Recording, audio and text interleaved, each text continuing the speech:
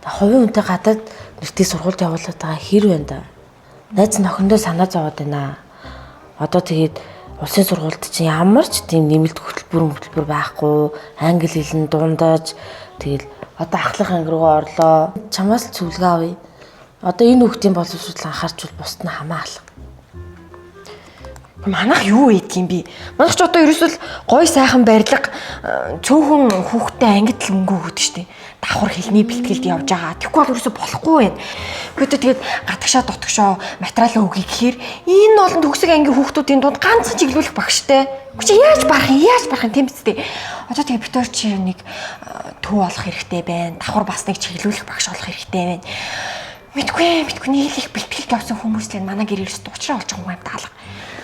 Бараг энэ жил өнжиж таарах байхаа. Йоо, найс нь одоо бүр энийг ботхолоор бүр даралт гисэд байгаа. Яана одоо хүүхдээ. Хөөе. Чи тэр Мишель-ийн постыг харсан уу? Харсан. Баахан сургуулиас тэтгэлэг авсан байгааз. Адилхан аймагт амьдарч иж хизүүдэндээ хамжуулцдаг байна. Яаж тэгсэн? Үгүй ээ. Онлайнаар сурдаг сургуульд 10 дугаар ангитай шалгалт өгч тэнцээд би сурсан байхгүй юу? Би ч гэсэн энэ хэлний бэлтгэгтэн сурах гэж байгаа 3 сар 3 жил зүтгэж үр дүнгүй өгнө гэж байгаа юм да. Яа, би уг нь бол биологиороо Канадад сурмаар байгаа байхгүй юу? Гэхдээ ер нь миний суурь англи хэл гайгүй юм чинь. Надад үн боломж байгаа юм шүү. Тийш дээ. Ер нь судалж агаад ээж аваа хоёрыг дагуулж аваад тэр шалгалтанд нь өөрийгөө сориод үздэг юм уу? Тэгэж.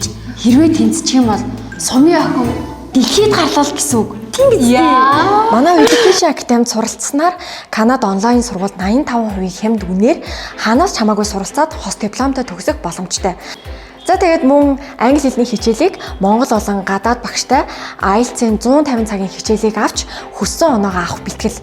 Мөн дээрээс нь Америк нэгдсэн улс Канада улсын сургуульд тэтгэлэгт материалаа өгөх 1 жилийн чиглүүлэг гэд бүгд тогтсон байгаа. Хэрв таны хүүхэд эсвэл чи 2026 оны 9-р сард ахлах ангийн 10 эсвэл 11-р ангид орох бол эсэлтийн шалгалтанд бүртгүүлээд өөрийгөө сорих бүрэн боломжтой байгаа шүү.